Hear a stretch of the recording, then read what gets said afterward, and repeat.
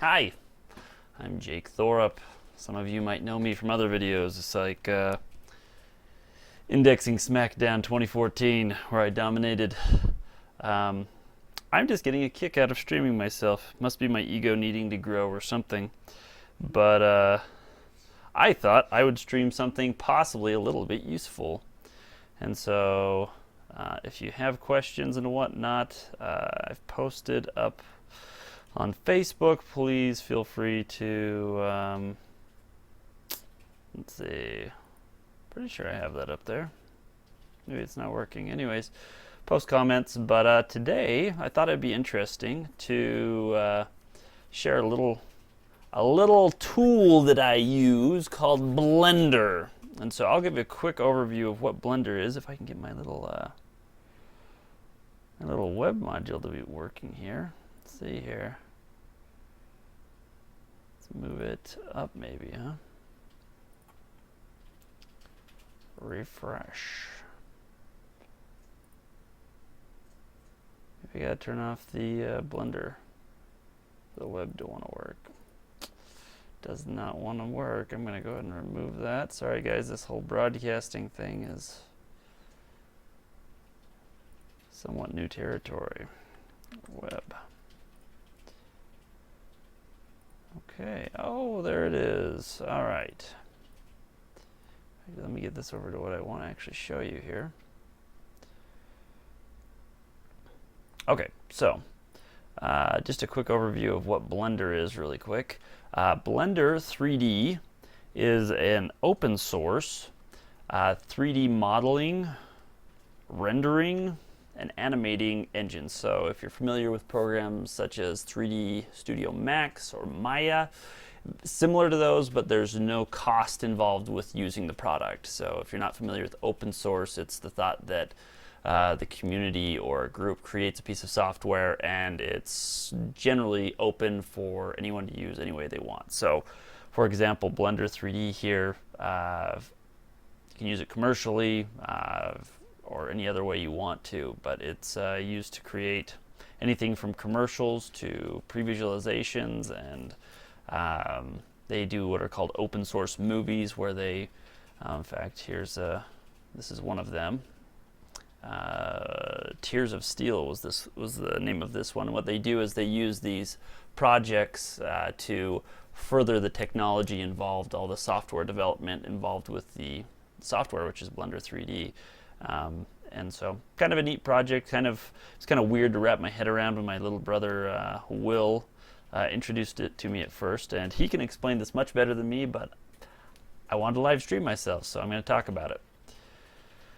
Alright, so let's go ahead and bring up Blender here. And we'll go ahead and turn that off. Alright.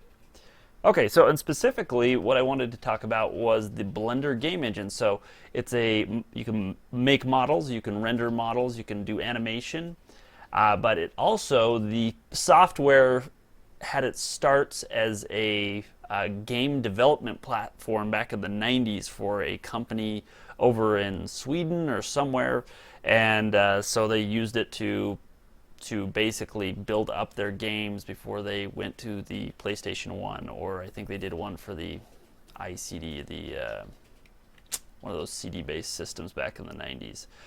So that's what we're going to be focusing on. Just really quick, I'm going to go ahead and start from the beginning just so you can kind of see what Blender looks like when you open it up.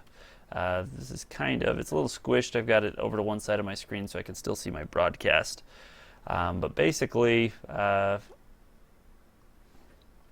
a very intuitive navigation of the view and whatnot. So I actually cut my teeth on 3D modeling and rendering and animating in high school in 3D Studio Max with my good friend Ike.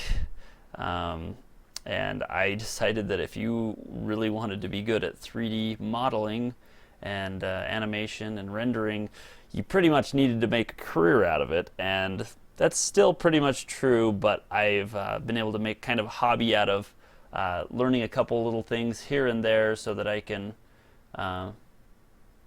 pre-visualize things. I can kind of mock stuff up. And that's what I love using Blender for, is to mock things up, because it's kind of like a big Lego set that I can, or a sketch pad almost, that I can kind of build things up with objects. So for example, we start out with this cube right here, and I can move it around and I can scale it in different ways, and I can, oh here, I'm going to, really quick for everybody's benefit, I'm going to turn on what's called kind of a verbose mode for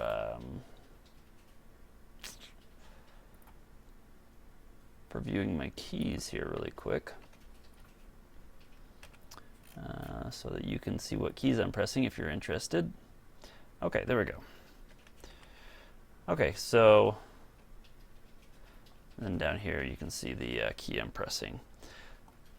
And then you can add objects. I use the quick keys to add objects, just because that was kind of the thing that sold me on this. It was really hard to learn at first, but what sold me in the program was once I learned all of the shortcut keys, I was off to the races. And I hate working in programs where I can't use a lot of shortcut keys because I feel slow. But you can come in here and you can say, oh, okay, I want a cone, and now we have a cone right here, and a cone and a cube. And so anyways, that's without getting into too many details, this isn't really a beginner's tutorial on how to use Blender. I was going to do more of a beginner's tutorial on the game engine in Blender. So just to kind of give you an idea of the type of stuff that you could use it for, I'm going to open up a project I'm working on currently for a friend of mine. And we're going to go open recent. Okay, so this is a kind of a graphics engine I'm building for a streaming event that I'm hopefully going to be doing in August. And so I thought it would be neat to be able to have kind of motion 3D graphics that let us transition from one scene to the other as we're live streaming this event. And so let me just show you what this does right now. So I hit play on this, and now this game is running that I've created. And I've set it up so if I hit the space bar, it opens up, and I have a green background so that I can actually chroma key that green out, and then whatever video source I go to is there. So I can hit spacebar again, and I can close that up, and I kind of do that at will. And then on top of that, I can also add different things in here. So here's one. Here's kind of a lower thirds graphic. I tied in with the number 1 key on the keyboard, not on the number pad. I could do it on the number pad, but I didn't in this case. I can cue that in, and I can bring in the kind of almost a standby screen. And I have these rotating cogs. In fact, let me bring that up just a little bigger here for everybody, so you can kind of see a little closer here. And obviously I don't have that butted up very nicely yet. This was just more of a proof of concept I was doing. So you can see I can open the doors, I can bring in the lower thirds graphic, and I can close the doors. That's pretty much all this particular game does right here, or this graphics engine that I've built. And so I'm going to walk you through how I put this together, and we'll see how quickly we can do that. So I'm going to go ahead and start with a new project. I'm probably going to have to go turn on my keys again for you. That is for those who are interested under user preferences, under 3D view, and then there's one called 3D view screencast keys. You just click that on, and then under your N menu, for those of you familiar with the N menu, just hit N and it brings up a menu down at the bottom. Hit play and you have it.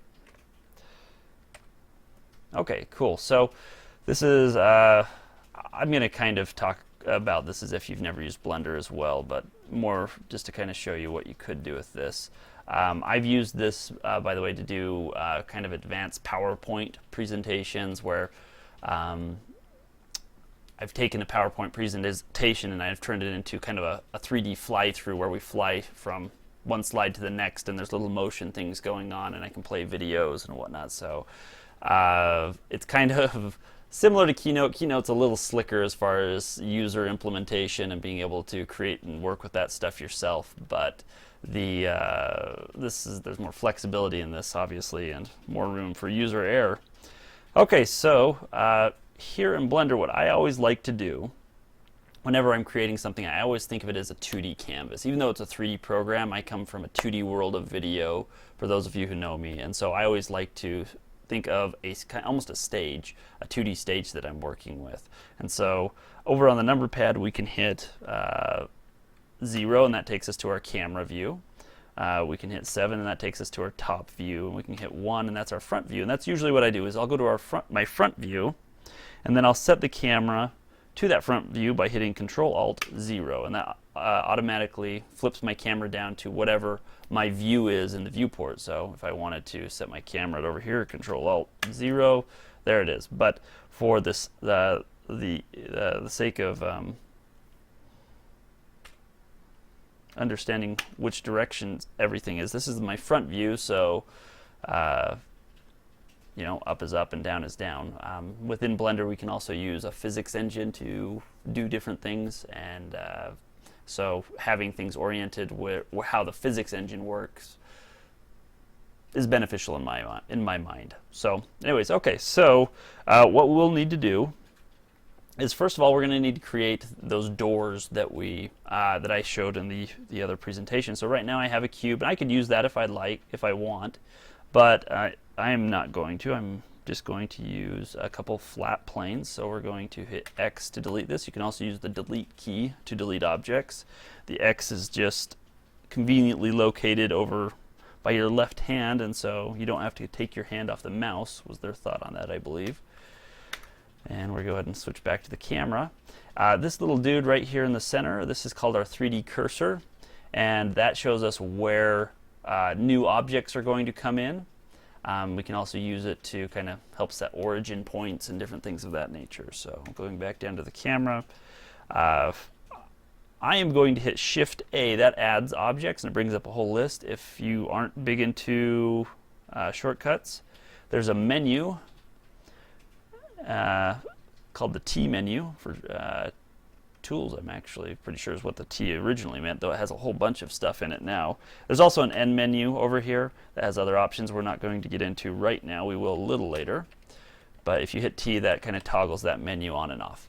Okay, so right now we're under a Tools tab. This is pretty new to Blender 2.6 or 2.7, I believe is what we're in, right? Let's see, what were we in, guys? 2.71 right now. And so over here, there's a Create button, and lo and behold, I can create objects by just pressing on these, but we don't need all those objects. I just need this plane. So I just created a plane by pressing on that.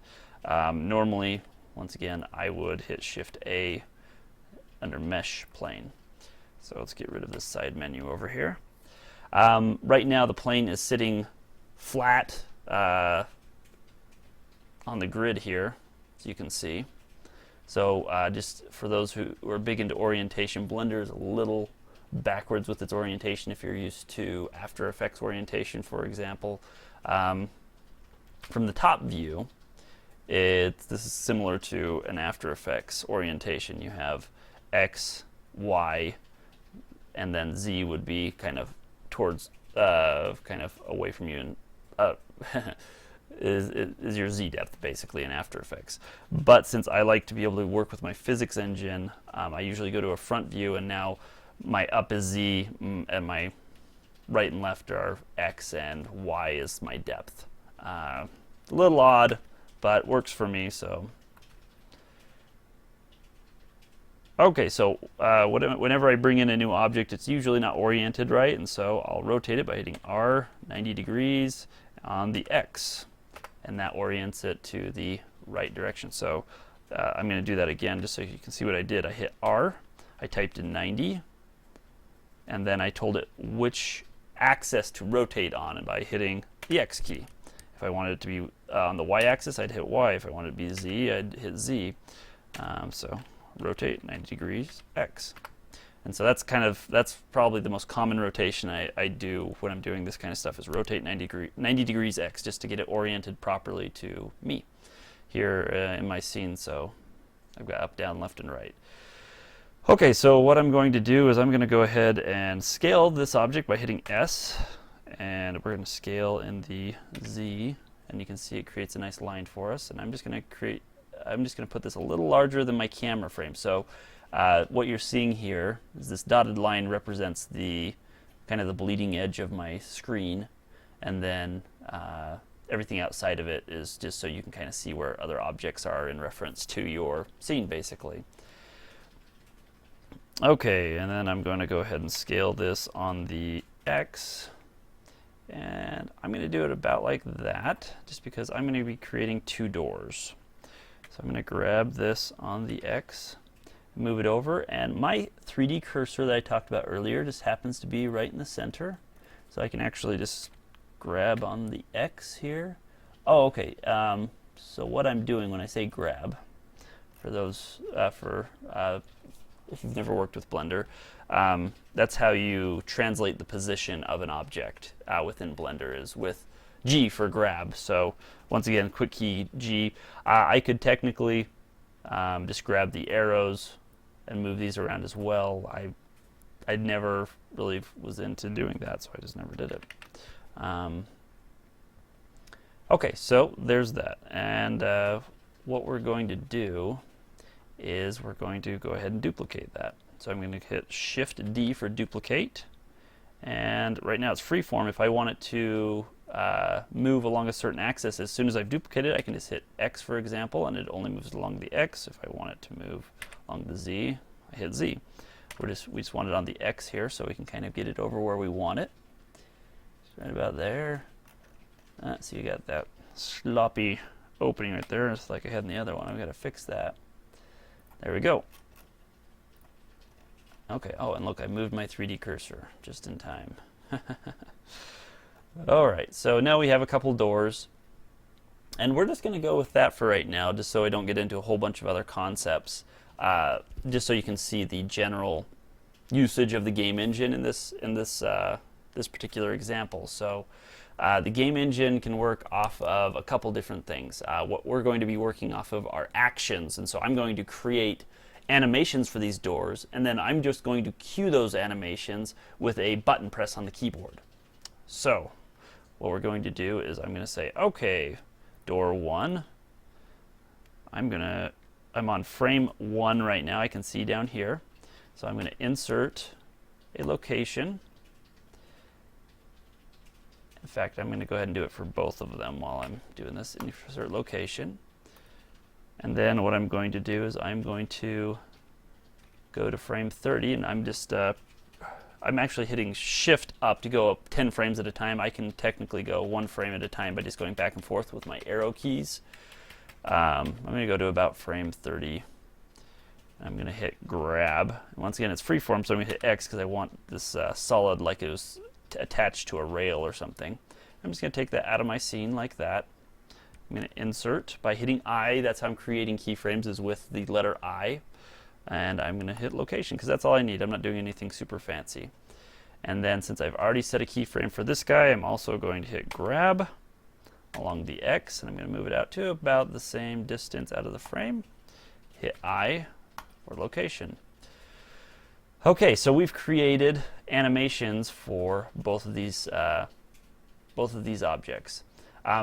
A good practice in any program, After Effects, 3D, Blender 3D, is to name your objects. I'm horrible about that, but I will do that right now. This is going to be door right, and this is going to be door left. What better time to change your habits than in the moment of teaching someone else how to have better habits, right? Something that's probably horrible advice. I wouldn't listen to it. Do it right the first time. Just don't screw up later. There you go. Okay. So, so now I have this animation. If I come down here, oh, I don't want that. You can see that those doors now open and close from frame 1 to frame 30. In Blender, if you want to see your animation, kind of a funky keystroke, but it's Alt-A, and we can see that opens up. It seems like there's play controls down here somewhere too. Oh, right there. There, you can hit the play controls too. You can say, hey, go back to the beginning, hit play. Oh, look at that, that's convenient. Oh, that's almost off the screen. You guys almost can't see that. Give me just a second here, guys. I will rearrange this just a little bit for you.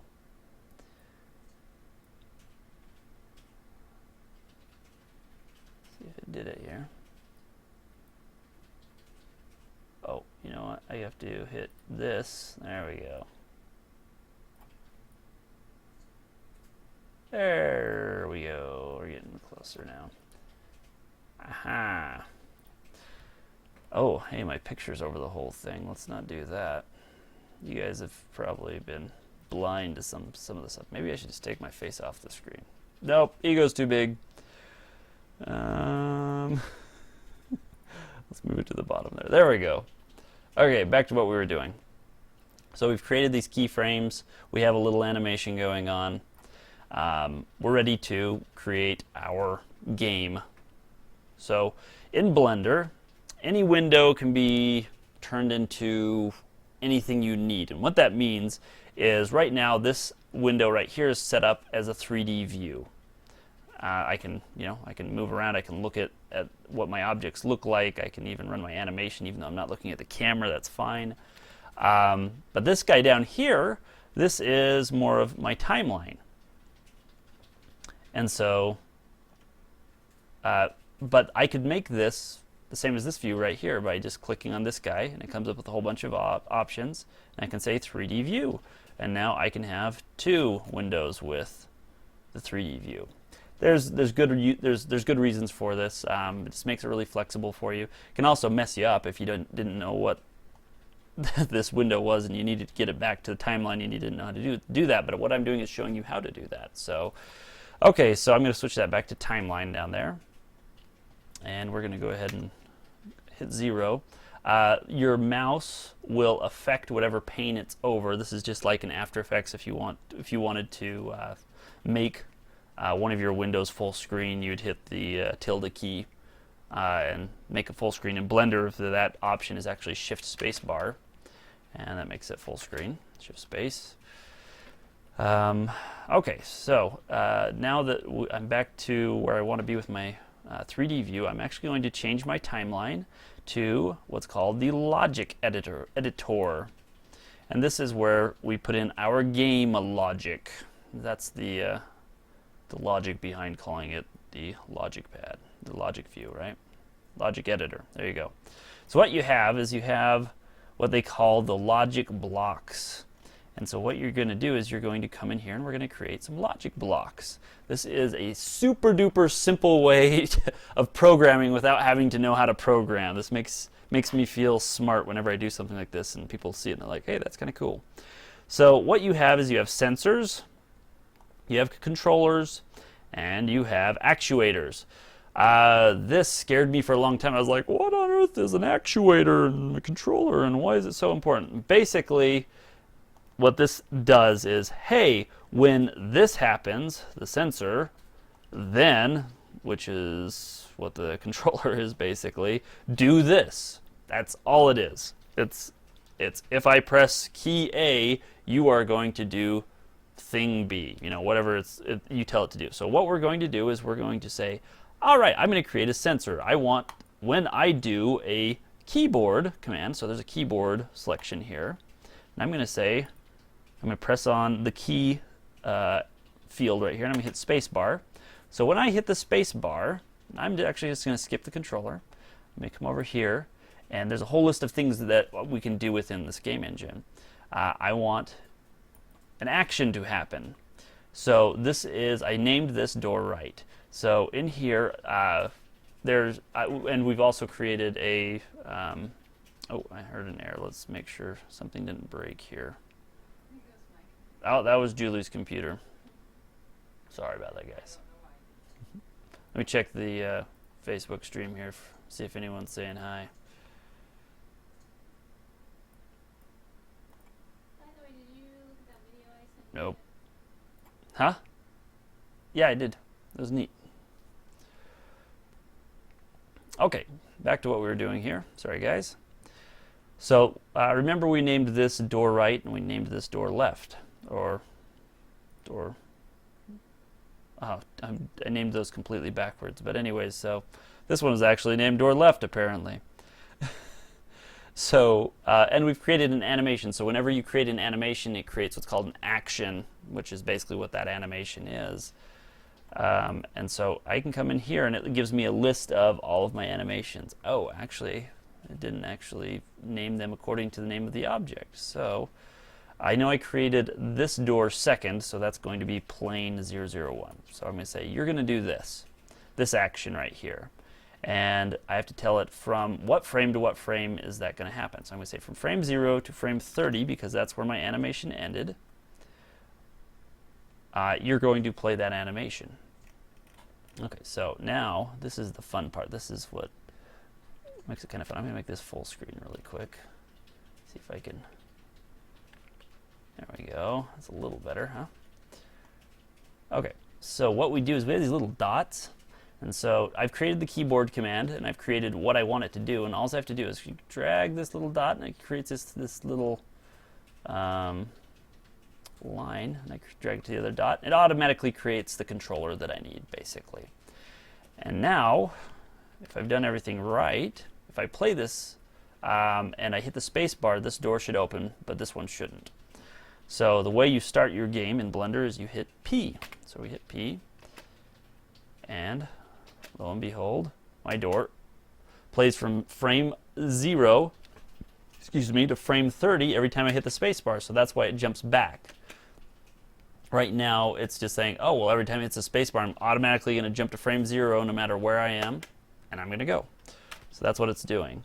But we don't want it to do that. We want it to open when we hit the space bar, and we want it to close when we hit the space bar. So I'm going to change this little option down here. See, right now it just says play, so it's just going to play frame 0 to frame 30. And I'm going to change it to ping pong.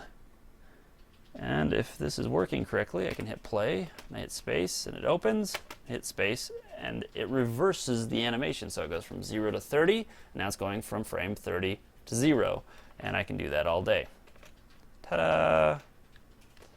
Oh, something. I didn't let it finish its animation, apparently. Okay. And then what we do is we're going to do the same thing to this guy right here. We're going to go add a keyboard sensor, and over here,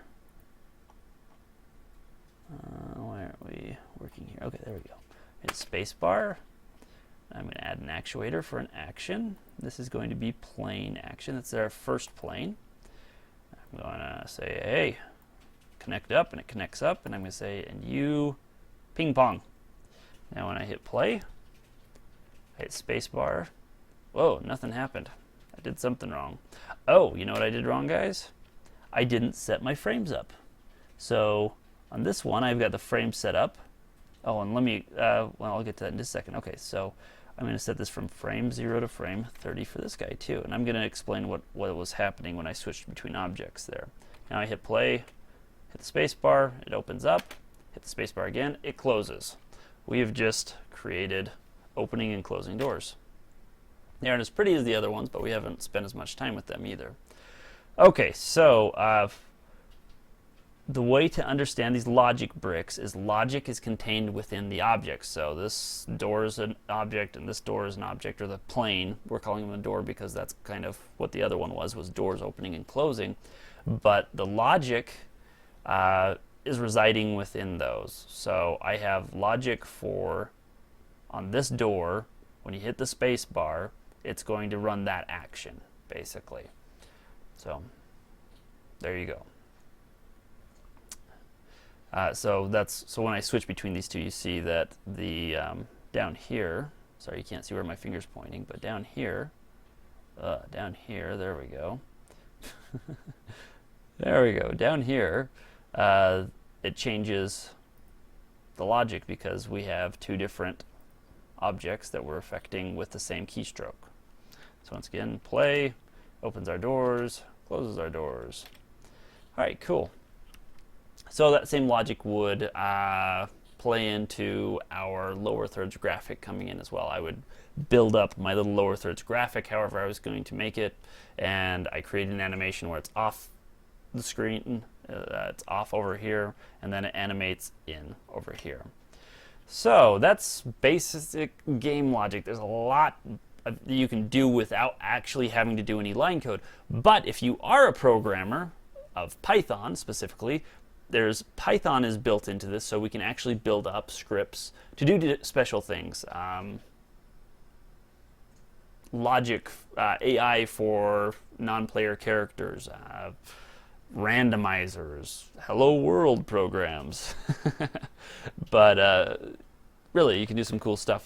There's a lot of pre-built scripts. That's about all I can do right now. I don't know a lot of code myself. I've gone through a few Code Academy tutorials on Python, but I have not dedicated the time to become a true programmer. Okay, so what else should I go over? Should we just build up the rest of this door so you can kind of see what I did to create kind of that shiny door look with the cogs and the spinning stuff? I guess that would show us one more logic brick to work with. Okay, so let's add our spinning cogs. So I'm going to hit Shift A, and right now the only objects available to us are the very basic objects: plane, cube, circle, UV sphere, icosphere, cylinder, cone, torus, grid, and the monkey. This is Blender's version of the teacup, if anyone's wondering. So here, let me show you what it is, just so you can. There, now you're one of the initiated. It's called Susan, the monkey. Okay. So, but what we want are those cogs. So I didn't take the time when I was generating up that other door opening with the cogs spinning. I didn't take the time to actually create that. I used some extensions in Blender under File, User Preferences. There's add-ons. There's lots of add-ons because there's lots of things you don't need all the time in Blender. And what we're looking for here is, oh, that's not coming up on your guys' screen very well. I shrink that guy up and get this one. It's going to show you something, but it's not working. Okay, well, under User Preferences, there's a tab called Add-ons, and we're going to go Add Mesh, and we're going to do Extra Objects. I'm going to click a checkbox on there. I'm going to close it out. Let's bring Blender back up here. Now, when I go to add an object, oh, whoops, there we go. There is extra objects, and one of those is a gear. So I'm going to go ahead and add a gear. It's clear up here, so I'm going to go ahead and bring it down. Oh, actually, you know, I might not want to do that yet. So under Tools, I can change how that gear looks. But we want to be able to see it, so I could, you know, kind of maneuver around. By the way I'm maneuvering around like this is I'm just pushing in my scroll wheel as kind of my third button, and then just moving the mouse around. That kind of navigates around your selected object.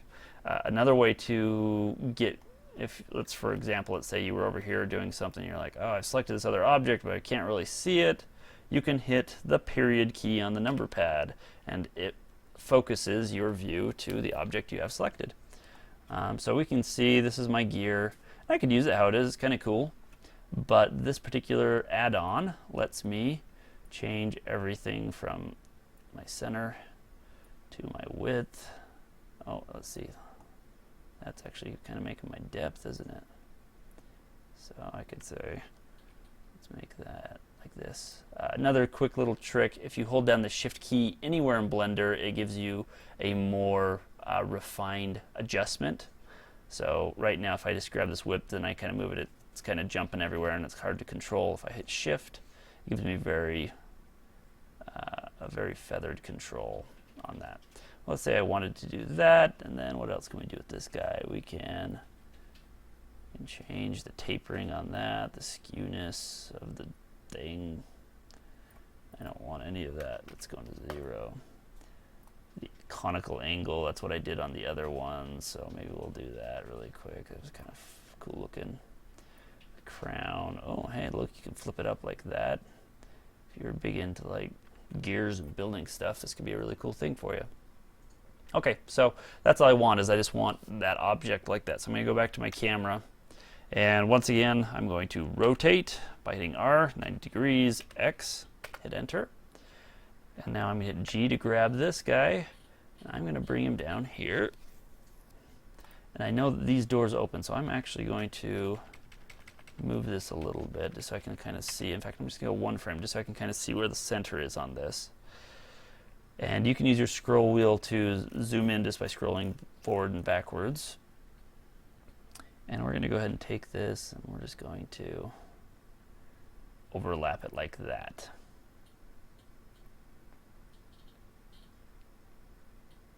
Okay, and then I'm going to duplicate it, and I'm going to kind of match up the gears a little bit on this, because when I do my animation on this, I want it to match up a little bit and kind of look like they're affecting each other. In this case, they really won't be. You could set them up so they were, but that's a lot more complex and time consuming. Okay, so here's another quick shortcut key that's very useful. Right now everything's flat shaded with a single color, and so things start to become hard to see what I'm looking at, especially on kind of this 2D plane effort that I'm making here. So if you hit Z, that puts you into a wireframe mode. So, depending on what you're doing, that can help you out to see what you're doing. So you can see how those meshes are built, and you can focus by hitting the period key over on the number pad and look at what we've done. Jump back to the camera by hitting 0 and going back to my solid view is what this is called. Okay, so let's get these guys doing the same thing that the other animation I showed you was doing, where they're turning all the time, basically. So what we're going to do is we're going to come down. We're still in the logic editor down here. So we're going to add what's called an always sensor. Get a little closer. All right, right there. Always. And this means that it is always going to do what I ask it to do right now. That's all the always means. So I'm going to come to Add Actuator. And I haven't created an animation on this object yet. I haven't created keyframes, and for certain simple motions that you just want continuous, you don't need that. And so what I'm going to do is add a motion right there. And what it gives me is just real basic motion control, location and rotation. And so I believe that is going to be, I'm going to be spinning on my y-axis, I believe. So I'm going to set this to 1 degree. I believe that's 1 degree a second, possibly. I've never actually read what the correlation of that degree is. So, and I'm going to connect to these two guys. And I am going to have a problem when I play this, just because I don't have any lights set up yet, and so I'm just going to see, I'm going to end up seeing black, but it'll still work for what we're doing. I'll show you why. So I hit play. Oh, that is spinning on not the axis I want, obviously. So I'm going to hit escape for my game. I'm going to just hit that to 0, and we're going to put this on the x-axis. See if that's the one we want. Oh, no, that's not it. It is the z. It's interesting. I guess the game engine's logic is set up a little differently, or orientation. That could be confusing. I'm going to hit play, and there it is. It's spinning. Kind of a higher rate than I want. I'm going to go ahead and change that to 0.5. Hit play. And maybe even slower than that, maybe 0.2. There we go. Kind of a nice slow clock movement speed. Okay, so I've created that, and now what I'm going to do is I'm going to go ahead and do the exact same thing to this cog over here. I'm going to teach you another trick. I wish they had a good quick key for this. They might. In fact, maybe we'll learn that right now. But I'm going to copy the logic bricks from this object to this object so I don't have to go create them. And so what you do is, let's see, it always seems so backwards. So I want to select the object I want to copy the object, the logic bricks to, you select first, and then you select the object that has the logic bricks that you want to transfer. And then under object, game, copy logic bricks. And now this guy has the exact same logic bricks as this, which is not what we want, because if I hit play, the gears are grinding into each other, and that doesn't work, right? So I'm going to hit escape, and all I have to do is make this little guy down here negative 0.2, and now these guys work in unison. I might have had him a little close, but more or less that is working exactly how I want it. So the problem with this game right now is going to be that if I hit spacebar, the doors open, but the cogs stay where they are. So we're going to learn one new function here. Actually, those feel like they're on different planes, but I guess they're not. Huh. Okay. We're going to learn about parenting. So let me tell you a story about the birds and the bees, son. And that leads us to our lesson on parenting. Okay, it's a different kind of parenting, but what we do is we select the child object, and we select the object we want parented to. And even though it doesn't look like both of them are selected, they are. In fact, if you can see this orange, whenever objects overlap, it just takes the object with the larger outer edge, basically. So if I were to select this one and this guy, you can see that this is highlighted along with this one, and this is a different shade of orange, indicating that it is not the dominant object or the parent object, but this one would be. But that's not the one we want to parent. We want to parent this cog to this door, and then that is simply Control P, and it says set parent, and you can do it a couple different ways. We just take the top one, object, and we do that to this guy as well. Control P, and I'm going to go back to my camera view. I'm going to hit play. Whoa. I did something wrong, man. Alright. So, I'm going to go ahead and Control Z, Control Z. Let's see here. Oh, no. Control Z one more time. Grab. Nope. Okay. To undo a parent, you hit Alt P, clear parent, Alt P, clear parent. And this might take me a second to figure out what happened, guys. I'm not exactly sure what happened there. That should just be a simple parent, so I'm going to go ahead and try that again. Control P. Object keep transform. Let's try that. See what happens. Nope. That definitely did not work. This worked the other night. I mean, it's kind of a cool effect, don't get me wrong. It's just definitely not the effect we want. Alt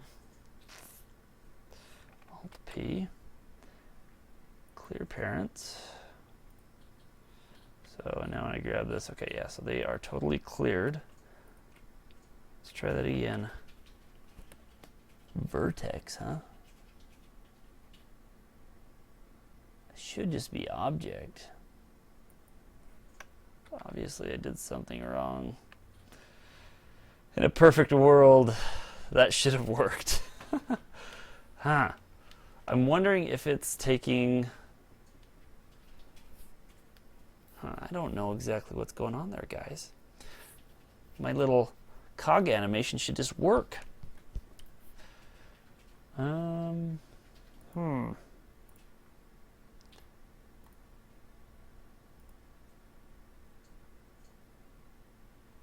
No. Anyone with any advice can post at Facebook. Tell me what I did wrong. Let's try this really quick. No, it's still all messed up.